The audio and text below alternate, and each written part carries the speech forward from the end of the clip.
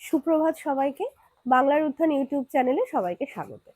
আমাদের বাংলা ব্যাকরণ সিরিজের যে সমাস সংক্রান্ত ক্লাসগুলো হচ্ছিল, আজকে তার 2 নম্বর এবং শেষ ক্লাস। তাহলে আজকে আমরা শিখব সমাসের 5 নম্বর শ্রেণী অর্থাৎ দ্বিগু সমাস। তাহলে দ্বিগু এখানে বলে রাখি, এ নিজেই কিন্তু একটি সমাসবদ্ধ পদ বা সমস্ত পদ। তাহলে দ্বিগুকে ভাঙলে আমরা কি পাই? আমরা পাই সেটি হলো দুটি গরু দিয়ে কেনা। দ্বিগু সমাসের অর্থাৎ দ্বিগু যে শব্দটা, সেই শব্দটার ব্যাসবাক্য হলো দুটি গরু দিয়ে কেনা। দ্বিগুকে ব্যাখ্যা করতে গেলে আমাদের দুটো বিষয় মনে রাখতে হবে। একটি হলো পূর্বপদে অবশ্যই সংখ্যাবাচক শব্দ বা পদ থাকবে। আমরা জানি সমাসে দুটি পদ থাকে, আগের পদটিকে বলা হয় পূর্বপদ এবং পরের পদটিকে বলা হয় পরপদ। তাহলে দ্বিগু সমাসের ব্যাসবাক্যের পূর্বপদটি সর্বদা হবে সংখ্যাবাচক পদ এবং উত্তর পদ অর্থাৎ পরপদে সমাহার বোঝাবে, তবেই সেটি হবে দ্বিগু সমাস। উদাহরণের সাহায্যে আমরা দেখে নিই। পঞ্চবটের সমাহার হয়ে গেল পঞ্চবটি।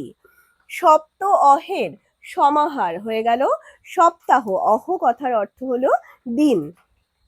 আমরা জানি সপ্তাহ অর্থাৎ 7 দিন। there are 7 days in a week. Next, 3 লোকের সমাহার ত্রিলোক। স্বর্গ মর্ত পাতাল, 3টি লোকের সমাহার ত্রিলোক। চৌ বা 4 মাথার সমাহার চৌমাথা।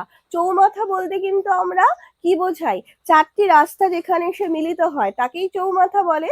তো এক্ষেত্রে মাথা বলতে রাস্তা বোঝাচ্ছে, তাহলে চৌমাথা সমাহার হয়ে গেল চৌমাথা।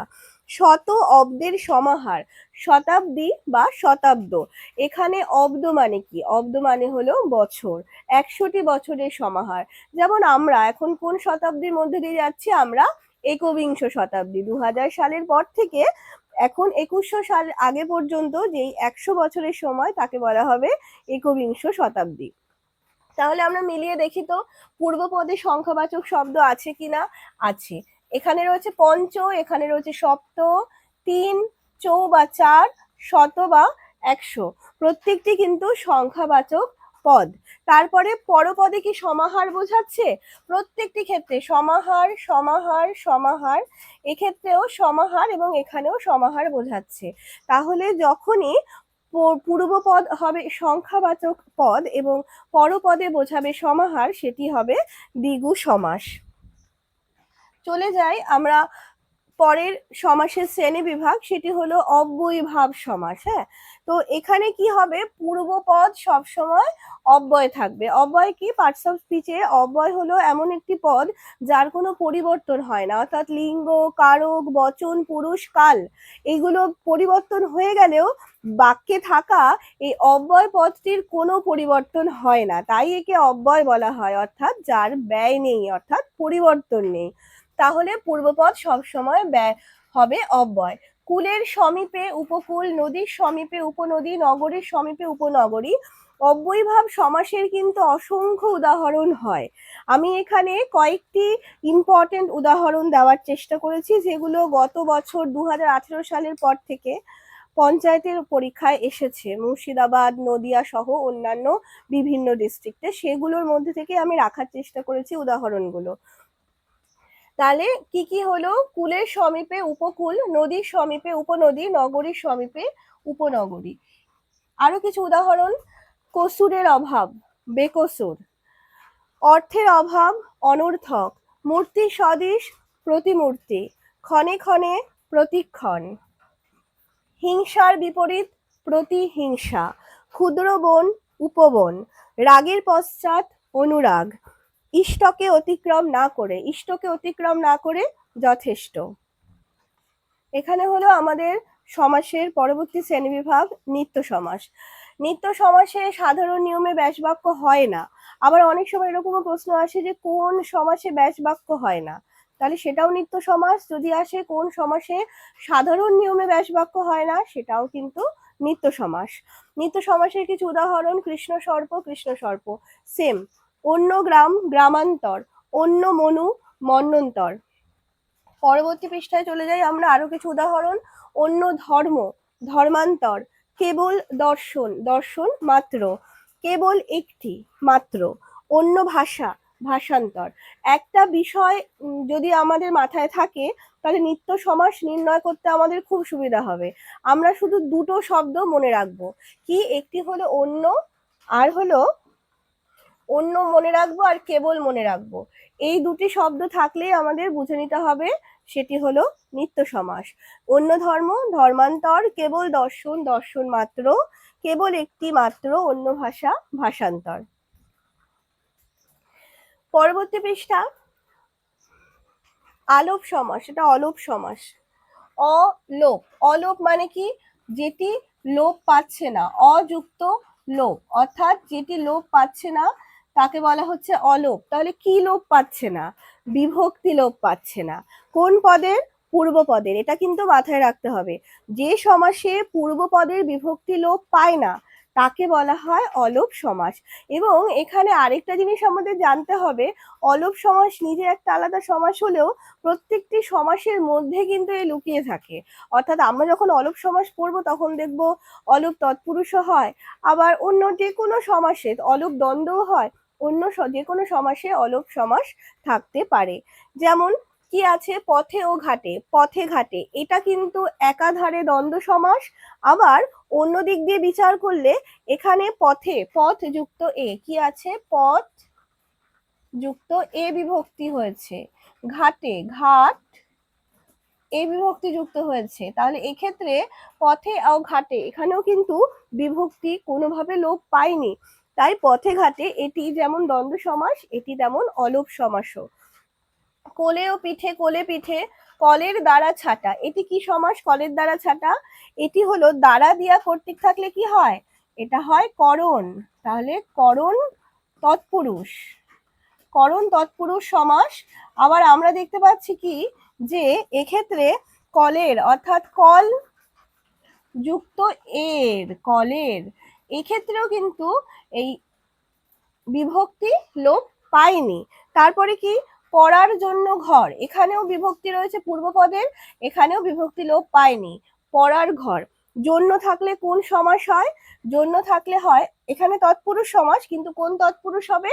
সেটি হলো নিমিত্ত তৎপুরুষ। তাহলে নিমিত্ত তৎপুরুষ সমাস একাধারে এ, আবার অন্য দিক থেকে অর্থাৎ বিভক্তি লোপ পেয়েছে কি পায়নি সেদিক দিয়ে বিচার করলে কিন্তু এ অলোপ সমাস ও। চলে যাই আরো কিছু উদাহরণ। ঘানির থেকে তেল, ঘানির তেল, এটাও তৎপুরুষ সমাস এবং এটি কোন তৎপুরুষ? থেকে, থেকে অনুসর্গ আছে, অর্থাৎ এটি অপাদান তৎপুরুষ। এবং অবশ্যই এটি যদি আমরা লোপ পেয়েছি কি পাইনি, অর্থাৎ পূর্ব পদের বিভক্তি লোপ পেয়েছি কি পাইনি সেদিক থেকে যদি বিচার করি তাহলে কিন্তু এটি আবার অলোপ সমাসও বটে। তারপরে আসছে মামার বাড়ি, মামার বাড়ি আবার মামার বাড়ি হয়েছে। তাহলে মামার বাড়ি এটি হলো সম্বন্ধ তৎপুরুষ, এর কার বাড়ি? মামার বাড়ি, সম্বন্ধ তৎপুরুষ এবং এটি অলোপ সমাসও। গোড়ায় গলদ, মেঘে ঢাকা যে, মেঘে ঢাকা, মুখে ভাত দেওয়ার যে অনুষ্ঠান, মুখে ভাত, এই মুখে চেঞ্জ হয়েছে? হয়নি, সেম রয়ে গেছে, তাহলে মুখে ভাত। এই লাস্টেরটা এটা হলো বহুব্রীহি সমাস। কোনো ক্ষেত্রেই আমরা দেখতে পাচ্ছি পূর্বপদে বিভক্তি লোপ পায়নি, সুতরাং এরা সবাই হচ্ছে অলোপ সমাস। পরবর্তী পৃষ্ঠায় চলে যাই, বাক্যাশ্রয়ী সমাস। এটা খুবই ইন্টারেস্টিং বিষয়। কি হচ্ছে, একটা সম্পূর্ণ বাক্য বা বাক্যাংশ এখানে সমাস হিসেবে কাজ করছে। যেমন সব পেয়েছির দেশ, এ একটা বাক্য বা বাক্যাংশ, কিন্তু এর নিজেও একটা সমাসবদ্ধ পদ। বসে আঁকো প্রতিযোগিতা, সেক্ষেত্রেও একই। তারপরে আরো কিছু উদাহরণ আমি রেখেছি। খাদ্যের দাবিতে মিছিল, সবুজ বাঁচাও সমিতি, পণ প্রথা বিরোধী আন্দোলন, নদী জপমালা ধৃত প্রান্তর, এই সবই হলো বাক্যাশ্রয়ী সমাসের উদাহরণ। এছাড়া আমরা বলতে পারি বসে আঁকো প্রতিযোগিতা, এটাকে আমি আগে দিয়েছিলাম, বসে আঁকো প্রতিযোগিতা, হ্যাঁ দিয়েছিলাম। তাহলে এগুলো হলো বাক্যাশ্রয়ী সমাসের উদাহরণ। পরবর্তী, এবার আমাদের সমাসের সবকটা শ্রেণীবিভাগ, 9টা শ্রেণীবিভাগই পড়া হয়ে গেল। আমরা এবার সমাজ থেকে আজকের যেটুকু পার্ট পড়েছি সেখান থেকে কিছু প্রশ্ন একত্রিত করেছি যেগুলো ভীষণ ইম্পর্টেন্ট। আমি প্রত্যেকটি প্রশ্নের সঙ্গে 4টি করে অপশন রেখেছি, আপনারা উত্তর দেওয়ার চেষ্টা করবেন। 1 নম্বর প্রশ্ন, হরবোলার যথার্থ ব্যাসবাক্যটি হলো। হরবোলা মানে কি জানুন? হরবোলা হচ্ছে যারা বিভিন্ন পশু পাখির, বিশেষ করে বিভিন্ন পশু পাখির শব্দ করতে পারে তাদেরকে হরবোলা বলা হয়। আসলে হর বলতে কিন্তু মহাদেবকে বোঝানো হয়। হ্যাঁ, তো মহাদেব হচ্ছে আমাদের হিন্দু মাইথোলজিক্যাল একজন ক্যারেক্টার, যাকে আমরা দেবতা জ্ঞানে পুজো করি। সেই মহাদেব নাকি পৌরাণিক কাহিনীতে আছে বিভিন্ন পশু পাখির আওয়াজ নকল করতে পারতেন। সেই কারণে তার মতন করে যারা পশু পাখির আওয়াজ নকল করতে পারে তাদেরকে হরবোলা বলা হয়। যাই হোক, এখন প্রশ্ন হচ্ছে ব্যাসবাক্যটি কি হবে? হর যে বোলা, হর বোলার মতো, হরের মতন বল যার, নাকি হর প্রকার বলে যে? এটা হবে হরের মতো বল যার। এটি হলো সঠিক উত্তর। হরবোলা হরের মতো বল যার। বল কথার অর্থ শব্দ, ধ্বনি বা কথা, তাই হরের মতো বল যার এটি হলো হরবোলার সঠিক ব্যাসবাক্য। এবং আরেকটা জিনিস বলে দিই, এটি কিন্তু বহুব্রীহি সমাস। বহুব্রীহি সমাসে আমরা কি পড়েছিলাম, যে দুটো পদের মধ্যে অর্থাৎ পূর্বপদ বা উত্তরপদ কোনো পদের অর্থই প্রাধান্য পাবে না, তাকে বলা হবে বহুব্রীহি সমাস। নতুন একটি অর্থ প্রাধান্য পাবে। প্রশ্ন নম্বর 2, গ্রামান্তর, যার ব্যাসবাক্য অলরেডি বলে দেওয়া আছে অন্য গ্রাম। প্রশ্ন হচ্ছে কোন সমাস? একটু আগে পড়ানোর সময় আমি বলেছিলাম যদি সমাসে অন্য, কেবল এগুলো থাকে তাহলে সেটি কোন সমাস হবে? তাহলে সেটি হবে নিত্য সমাস। তাহলে সঠিক উত্তর হলো গ্রামান্তর, অন্য গ্রাম নিত্য সমাসের উদাহরণ। পরবর্তী প্রশ্নে চলে যাই আমরা। দাঁত কপাটি, দাঁতে কপাটি। কপাটি কথার অর্থ হলো দরজা। অনেক সময় বিভিন্ন কারণে প্রচন্ড ঠান্ডা লাগলে বা বিভিন্ন রোগের কারণে মানুষের দাঁত দুটো লেগে যায়, মানে দুপাটি দাঁত একসঙ্গে লেগে যায়, সেই অবস্থাটাকে বলা হয় দাঁত কপাটি। তাহলে দাঁত কপাটি এটি কোন সমাস? দাঁতে কপাটি এটি হলো তৎপুরুষ সমাস। তারপরে আসছে সিংহাসন, সিংহ চিহ্নিত আসন, এটি কোন সমাস? আচ্ছা, এইটি কিন্তু আজকে আমি পড়াইনি, এটি আগের ক্লাসে হয়েছে, আগের ক্লাসটাও আপনারা অবশ্যই দেখে নেবেন। সিংহ চিহ্নিত আসন হলো মধ্যপদলোপী কর্মধারয়, এটি হলো সঠিক উত্তর। পরের প্রশ্নে চলে যাই। প্রভাত, প্রকৃষ্ট রূপে ভাত, এখানে সমাসবদ্ধ পদ দিয়ে দিয়েছে, সমস্ত পদ এবং ব্যাসবাক্য দিয়ে দিয়েছে। কোন সমাস? প্রশ্ন হলো কোন সমাস? অপশন: অব্যয়ভাব, নিত্য সমাস, দ্বিগু সমাস, কর্মধারয় সমাস। সঠিক উত্তর হবে কর্মধারয় সমাস। পরবর্তী প্রশ্নে চলে যাই। চন্দ্রের ন্যায় নিষ্কলঙ্ক মুখ যে নারীর, তাকে বলা হচ্ছে চন্দ্রমুখী। তাহলে আমাদের কি দিয়ে দিয়েছে? ব্যাসবাক্য দিয়ে দিয়েছে, সমস্ত পদ দিয়ে দিয়েছে বা সমাসবদ্ধ পদ। এবার আমাদের নির্ণয় করতে হবে এটি কোন সমাস।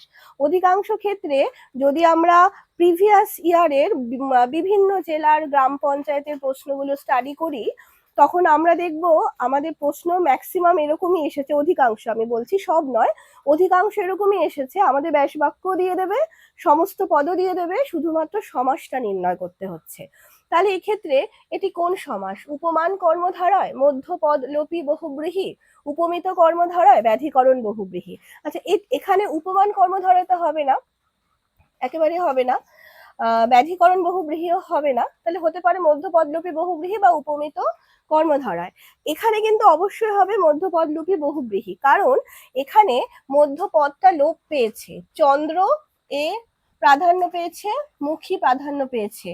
একে যে ব্যাখ্যামূলক মধ্যপদ অর্থাৎ ন্যায় নিষ্কলঙ্ক, এটি কিন্তু লোপ পেয়েছে, তাই হবে মধ্যপদলোপী বহুব্রীহি। এটি হলো সঠিক উত্তর। পরবর্তী প্রশ্ন 7, নং বহুব্রীহি সমাসের একটি দৃষ্টান্ত। নং মানে না বহুব্রীহি, নেগেটিভ। অপশনগুলো দেখি। নয় মান, নয় অতি দীর্ঘ, নাই সহায় যার, নয় হাজির, নয় অতি দীর্ঘ, এর সমস্ত পদ হবে নাতি দীর্ঘ।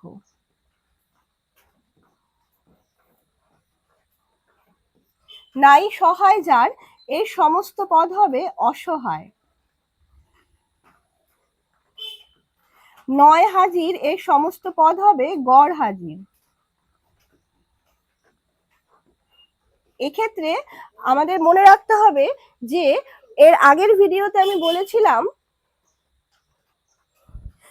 আচ্ছা তাহলে হচ্ছে আগের ভিডিওতে বলেছিলাম যে যদি নয় থাকে তাহলে বুঝতে হবে সেটি তৎপুরুষ, আর নাই থাকলে সেটি বুঝতে হবে বহুব্রীহি। এগুলো বোঝার সহজ উপায়।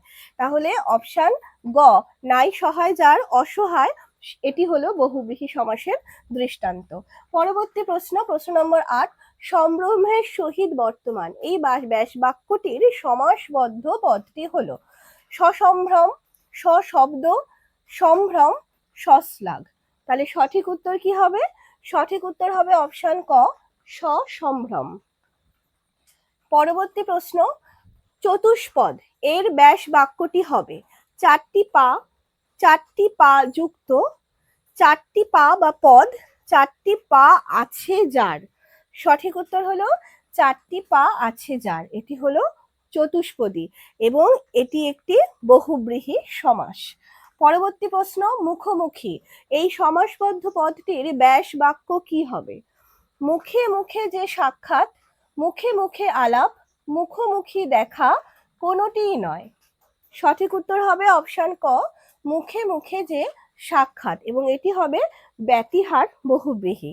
পরবর্তী প্রশ্ন 11 নম্বর, সমাসবদ্ধ হওয়ার পরে যা ড্যাশ বোঝায় তাকে দ্বিগু সমাস বলে। শূন্যস্থানে কি বোঝাবে? তাহলে দ্বিগু সমাসে সমাসবদ্ধ হওয়ার পর কি বোঝানো হয়? সমাহার বোঝানো হয়। তাহলে অপশন ঘ, এটি হলো সঠিক উত্তর। পরবর্তী প্রশ্ন, ক্ষুদ্র শাখা সমান সমান প্রশাখা এই দৃষ্টান্তটি সমাসের প্রকারভেদ অনুসারে ড্যাশ সমাসের দৃষ্টান্ত। কোন সমাসের দৃষ্টান্ত? এটা হবে ক্ষুদ্র শাখা বা প্রশাখা অব্যয়ীভাব সমাসের দৃষ্টান্ত। পরবর্তী প্রশ্ন 13 নম্বর, যথেষ্ট এই সমাসবদ্ধ পদটির ব্যাস বাক্য কি হবে? অপশন ইষ্টের সহিত বর্তমান, ইষ্টকে অতিক্রম না করে, ইষ্টকে অতিক্রম করে, ইষ্টের কথা ভেবে।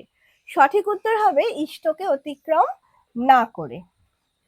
প্রশ্ন নম্বর 15, সব পেয়েছির দেশ, বসে আঁকো প্রতিযোগিতা এই বাক্যাংশগুলি সমাসবদ্ধ পদ রূপে প্রযুক্ত হলে এদেরকে কি বলা হবে? অপশন নিত্য সমাস, বাক্যাশ্রয়ী সমাস, অলুক সমাস, অব্যয়ভাব সমাস। এটা অলুক সমাস হবে। তাহলে সঠিক উত্তর হলো বাক্যাশ্রয়ী সমাস। পরবর্তী প্রশ্ন 16 নম্বর, চতু অঙ্গের সমাহার। সমাহার তাহলে এখানে কি হবে? চতুরঙ্ক, চতুরাঙ্গ, চতুরঙ্গ নাকি চতুরঙ্গা? তাহলে অবশ্যই সঠিক উত্তর হবে চতুরঙ্গ, চারটি অঙ্গের সমাহার চতুরঙ্গ। পরবর্তী, ক্ষণে ক্ষণে এই সমাসবদ্ধ, এটা সমাসবদ্ধ পদ নয়, ক্ষণে ক্ষণে এটি হলো ব্যাস বাক্য। এর সমাসবদ্ধ পদটি কি হবে? এর সমাসবদ্ধ পদটি হবে ক্ষণক, ক্ষণিক, ক্ষণমাত্র নাকি প্রতিক্ষণ? সঠিক উত্তর হলো প্রতিক্ষণ, ক্ষণে ক্ষণে প্রতিক্ষণ, এবং এটি একটি অব্যয়ীভাব সমাস। পরবর্তী প্রশ্ন, হাতে খড়ি দেওয়া হয় যে অনুষ্ঠানে এটি কোন সমাসের দৃষ্টান্ত? মনে রাখতে হবে হাতে খড়ি দেওয়া হয় যে অনুষ্ঠানে তাকে বলা হয় হাতে খড়ি, কিন্তু এটা একটি বাচ্চার, ছোট বাচ্চার বিদ্যারম্ভের অনুষ্ঠান। এখানে হাত বা খড়ির কোনো সরাসরি সম্পর্ক নেই, সুতরাং না প্রথম পদ অর্থাৎ পূর্বপদ না উত্তরপদ কোনো পদের অর্থই প্রাধান্য পাচ্ছে না, বরং এটি শিশুর বিদ্যারম্ভের একটি অনুষ্ঠানকে বোঝানো হচ্ছে। তাহলে যে সমাসে পূর্বপদ বা পরপদ কোনোটারই অর্থ প্রাধান্য না পেয়ে নতুন আরেকটি পদের অর্থ প্রকাশ পায় তাকে আমরা কোন সমাস বলবো? অপশন অলুক সমাস, অলুক তৎপুরুষ, অলুক বহুব্রীহি নাকি অব্যয়ীভাব। তাহলে যেহেতু হাতের এখানে লোপ পাচ্ছে না পূর্বপদ, তাহলে অবশ্যই অলোক হবে। তাহলে দ্বন্দ্ব তৎপুরুষ না বহুব্রীহি? তাহলে সঠিক উত্তর হলো বহুব্রীহি সমাস। চলে যাই পরবর্তী প্রশ্ন, দুর্ভিক্ষ এর ব্যাস বাক্য হলো দুর্দশায় ভিক্ষা, দুঃ ভিক্ষা যার, ভিক্ষার অভাব নাকি ভিক্ষার স্বভাব? তাহলে সঠিক উত্তর হবে ভিক্ষার অভাব, এবং এটি একটি অব্যয়ীভাব সমাস। পরবর্তী প্রশ্ন, অবধানের সহিত বর্তমান ধয় আকার হবে। অবধানের সহিত বর্তমান এটি সহার্থক বহুব্রীহি। বহুব্রীহি সমাসে সহিত থাকলে সহার্থক হয়। তাহলে সঠিক সমাসবদ্ধ পদটি কি হবে? অপশন: অবধান, সাবধান, সমাধান, সহবাধান। তাহলে সঠিক উত্তর হবে সাবধান। অবধানের সহিত বর্তমান সাবধান, এবং বলাই আছে একটি একটি সহার্থক বহুব্রীহি সমাস। পরবর্তী প্রশ্ন, সে সে হচ্ছে একটি ফরাসি শব্দ যার অর্থ তিন। তাহলে সে, তার, যার, যার তিনটে তার থাকে যে বাদ্যযন্ত্রের, তাকে বলা হয় সেতার। তাহলে এটি কোন সমাসের দৃষ্টান্ত? কি বোঝায়? তাহলে এটি কি হবে? সহার্থক বহুব্রীহি? একেবারেই না, কারণ সহার্থক বহুব্রীহিতে কি বোঝায়? শহীদ বর্তমান, যেটা এখানে নেই। সংখ্যাবাচক বহুব্রীহি তদ্ধিতাত্মক দ্বিগু নাকি সমাহার দ্বিগু? এখানে কিন্তু তিনটে তারের সমাহার বোঝাচ্ছে না, এখানে বোঝাচ্ছে একটি বাদ্যযন্ত্রকে যার তিনটি তার আছে। সুতরাং এটি অবশ্যই হবে সংখ্যাবাচক বহুব্রীহি। পরবর্তী প্রশ্ন, এবং এটি আমাদের শেষ প্রশ্ন, বহুব্রীহি কথার অর্থ কি? বহুব্রীহির কথার অর্থ হচ্ছে বহু ধান্য, বহু অর্থ, বহু গরু নাকি বহু বৃক্ষ? তাহলে সঠিক উত্তর হচ্ছে বহু ধান্য। তাহলে আমাদের ক্লাস আজকে শেষ হলো। সবাইকে অসংখ্য ধন্যবাদ।